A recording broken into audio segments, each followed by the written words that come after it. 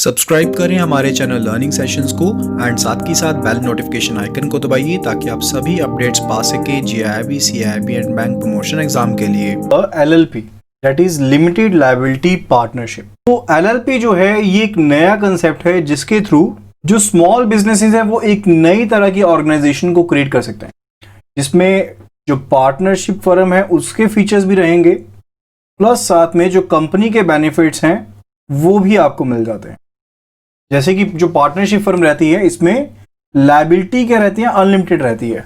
लेकिन limited liability partnership का मतलब क्या है कि लायबिलिटी सिर्फ उस हद तक ही लिमिटेड रहेगी जिस हद तक पार्टनर का इक्विटी शेयर है, and this is governed under the LLP act 2008। तो मेन फीचर क्या है कि पार्टनरशिप फर्म में जो लायबिलिटी रहती है वो अनलिमिटेड लायबिलिटी रहती है, लेकिन LLP के केस में जो लायबिलिटी है that is limited, and LLP जो है that is a body corporate जो उसके पार्टनर्स से अलग होती है, that is separate from the partners. यानी कि जो बॉडी कॉर्पोरेट रहेगी LLP that is separate from its partners, and further एक कंपनी की तरह इसका परपेचुअल सक्सेशन होता है। यानी कि कभी भी पार्टनर्स के खत्म होने पर जो ये LLP है ये खत्म नहीं होती है, ये फर्दर चलती रहती है। It has a perpetual succession. So LLP के ऊपर जो इंडियन पार्टनरशिप एक्ट है वो एप्लीकेबल नहीं होगा। तो it is incorporated by at minimum of 2 persons। कम से कम 2 persons आपस में मिलकर LLP को शुरू कर सकते हैं। एंड फर्दर जो एक्ट है डेट इज LLP एक्ट 2008 है, वो इसका बेनिफिट जो है LLP का किसी स्पेसिफिक क्लास ऑफ प्रोफेशनल के लिए इसको रिस्ट्रिक्ट नहीं करता है। यानी कि जो भी एंटरप्राइज इसकी कंडीशंस को फुलफिल करती हैं, इस एक्ट की कंडीशंस को फुलफिल करती हैं, वो LLP को इनकॉर्पोरेट कर सकती हैं। सो रजिस्ट्रेशन के ऊपर LLP would be capable of कि वो कोर्ट के दायरे में किसी और एंटिटी को सू कर सकती है, फर्दर किसी और एंटिटी के द्वारा इसे भी सू किया जा सकता है। It is being capable of sewing और बीइंग सूड फर्दर, क्योंकि ये एक अलग कॉर्पोरेट बॉडी है तो ये प्रॉपर्टी को एक्वायर कर सकती है, उसकी ऑनरशिप हो सकती है इसके पास, that is owning of property, further hold कर सकती है प्रॉपर्टी को एंड डिस्पोज ऑफ कर सकती है।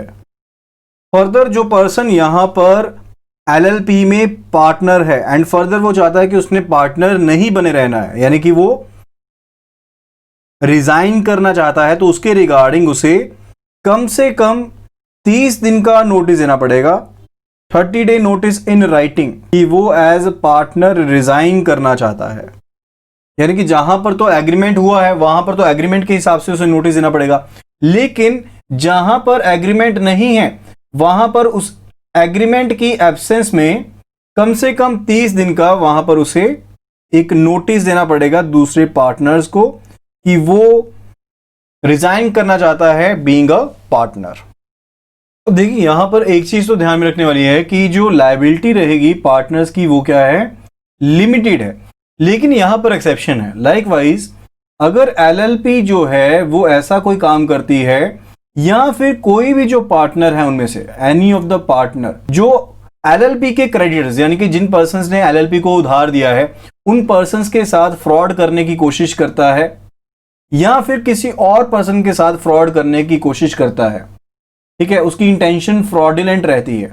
तो फ्रॉड करने की इंटेंशन जब की जाती है तो जो भी पार्टनर्स जिनकी इंटेंशन थी फ्रॉड करने की या फिर LLP की अगर इंटेंशन है फ्रॉड करने की, यानी कि सभी पार्टनर्स की इंटेंशन है फ्रॉड करने की, तो उसके केस में जो भी पार्टनर्स इसमें इन्वॉल्व रहेंगे फ्रॉडुलेंट इंटेंशन के केस में, उन सभी पार्टनर्स की जो लायबिलिटी रहेगी that will be unlimited.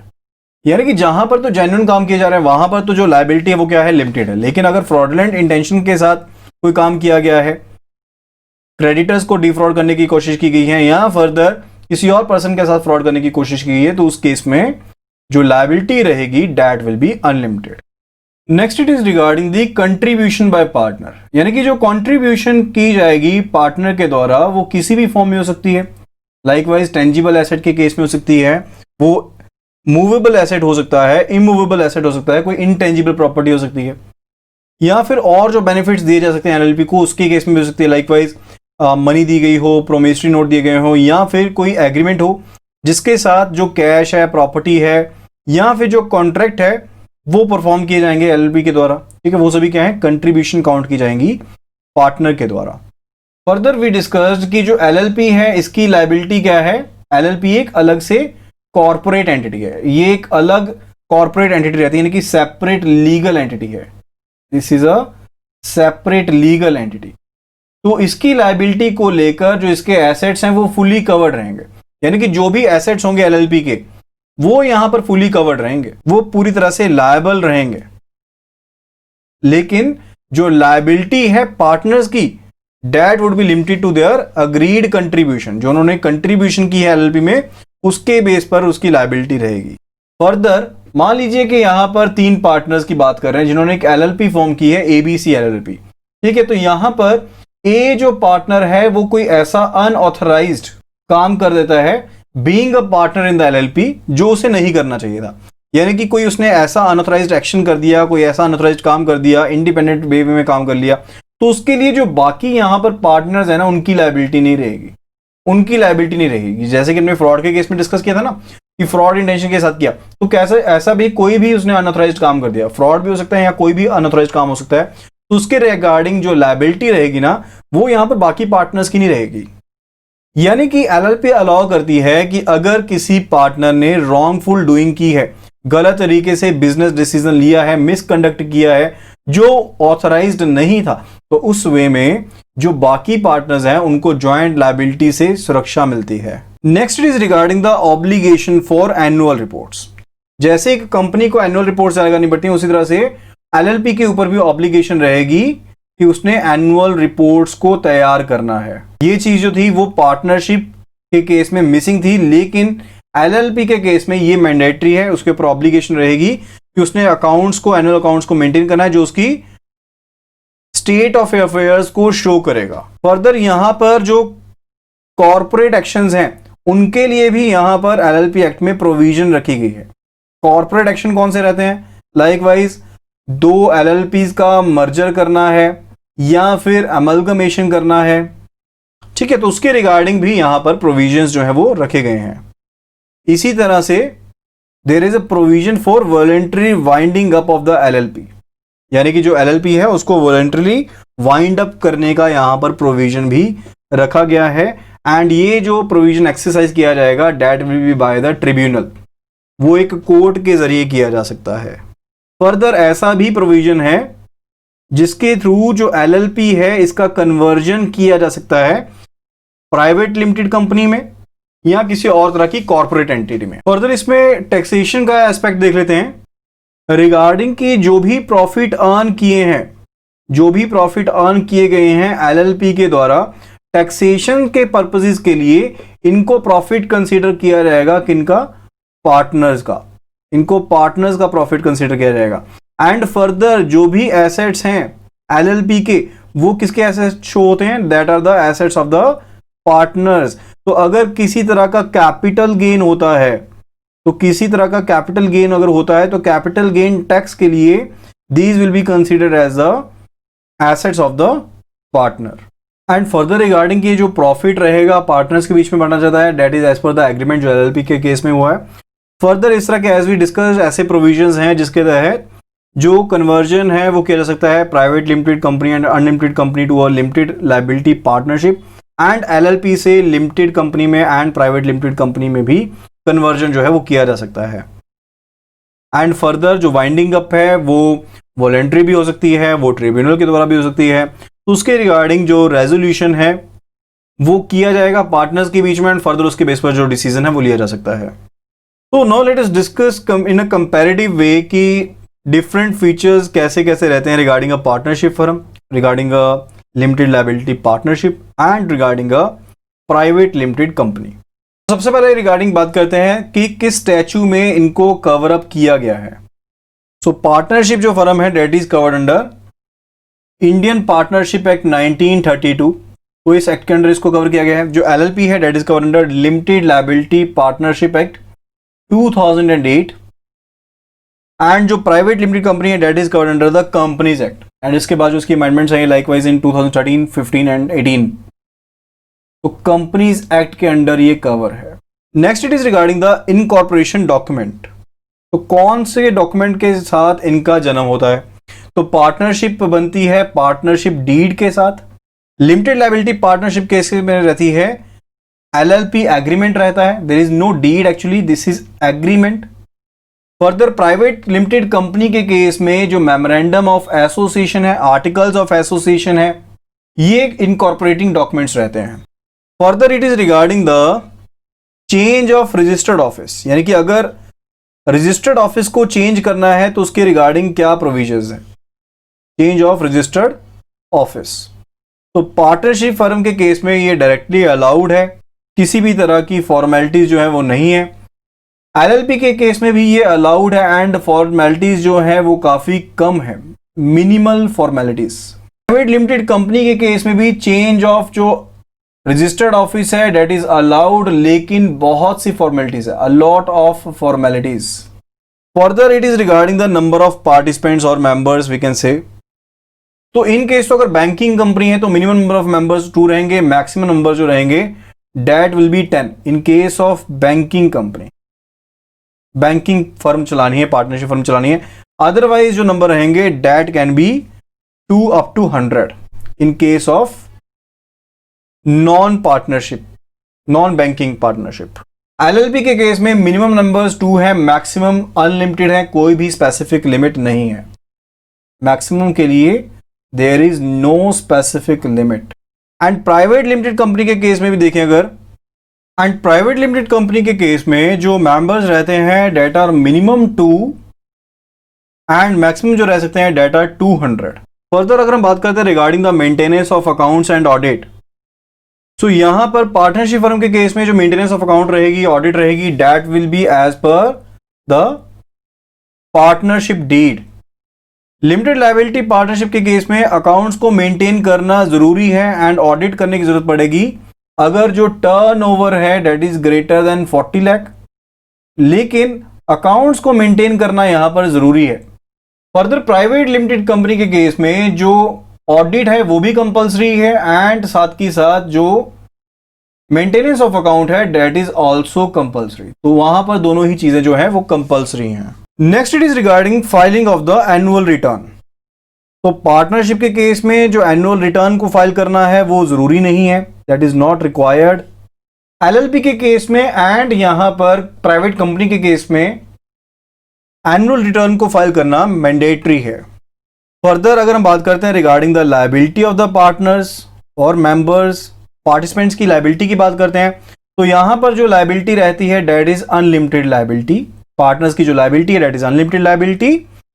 And further limited के केस में यहां पर जो लायबिलिटी रहती है LLP के केस में डेट इज लिमिटेड, यानी कि जो भी कैपिटल कंट्रीब्यूशन है उसके हिसाब से जो लायबिलिटी है that is limited, except in the case of deliberate fraud, यानी कि अगर डेलिबरेटली इंटेंशनली इंटेंट के साथ फ्रॉड किया गया तो उसके केस में लायबिलिटी जो रहेगी वो अनलिमिटेड रहेगी। फर्दर प्राइवेट लिमिटेड कंपनी के केस में it is limited to the capital of the company. Next point it is regarding the minor as a participant. तो पार्टनरशिप फर्म में परमिसिबल है फॉर द बेनिफिट्स ओनली, यानी कि जो partner being a minor is permitted in case of partnership firm for purpose of benefits only, लेकिन partnership deed के ऊपर उसके साइन नहीं होंगे, ना ही गार्डियन के साइन होंगे।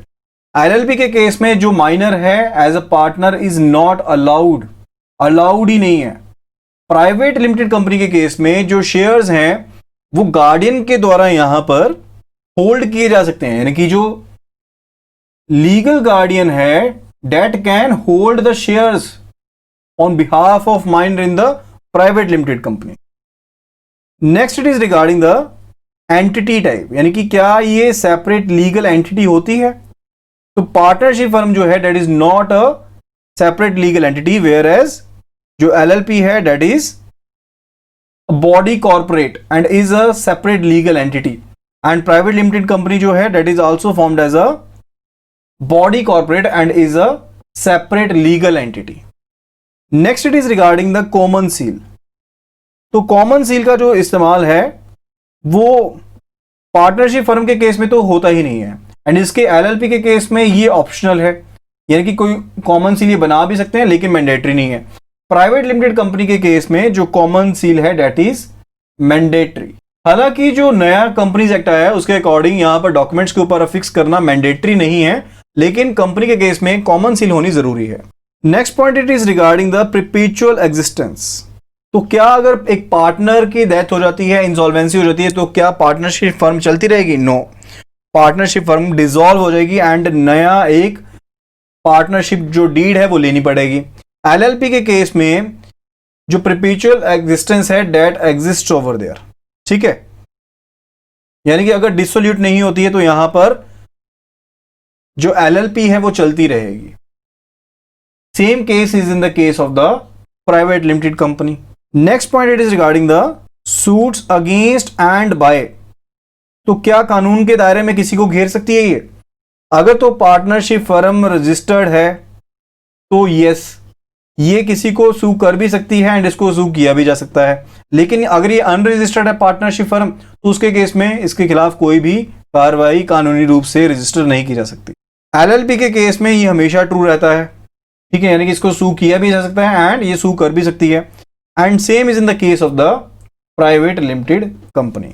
And next it is regarding the management, कि इनको मैनेज कौन करता है।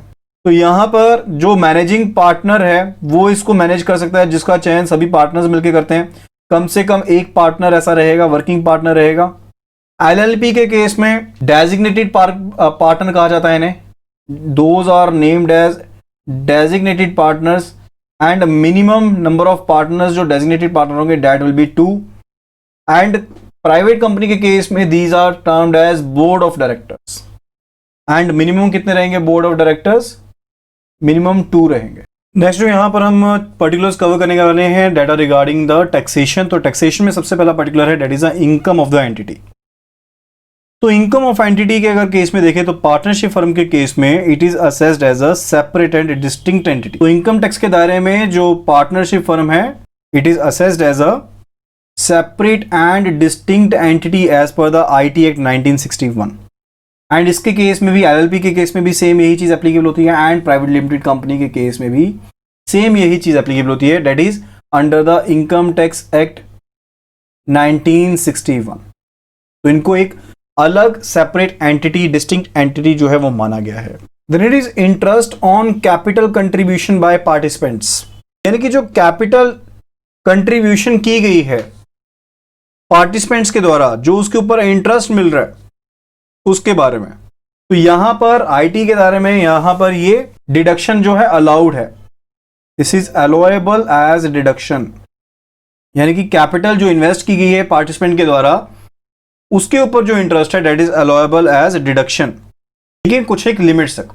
सेम चीज यहां पर एप्लीकेबल है कि एलएलपी के केस में जो कैपिटल पार्टिसिपेंट्स के द्वारा यहां पर इन्वेस्ट की गई है, ठीक है, तो उसके ऊपर एलएलपी को कुछ हद तक यहां पर जो डिडक्शन है वो अलाउएबल है। लेकिन प्राइवेट कंपनी के केस में नो डिडक्शन इज अलाउएबल, यानी कि जो पैसा यहां पर लगा हुआ है इन केस ऑफ प्राइवेट कंपनी उसके ऊपर कैपिटल इन्वेस्टमेंट के ऊपर जो यहां पर इंटरेस्ट जनरेट हुआ है वो भी क्या होगा? टैक्सेबल होगा कंपनी, प्राइवेट कंपनी के केस में।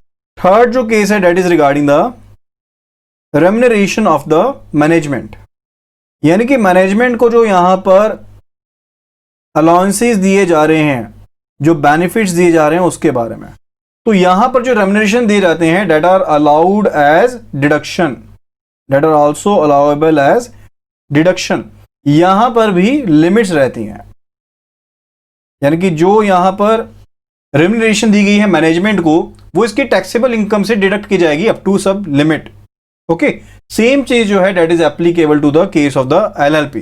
Further same is applicable to the private limited company with no limits, यानी कि इन दोनों के केसेस में जो है लिमिट है, एक पर्टिकुलर लिमिट तक ही ये जो डिडक्शन है वो अलाउड है।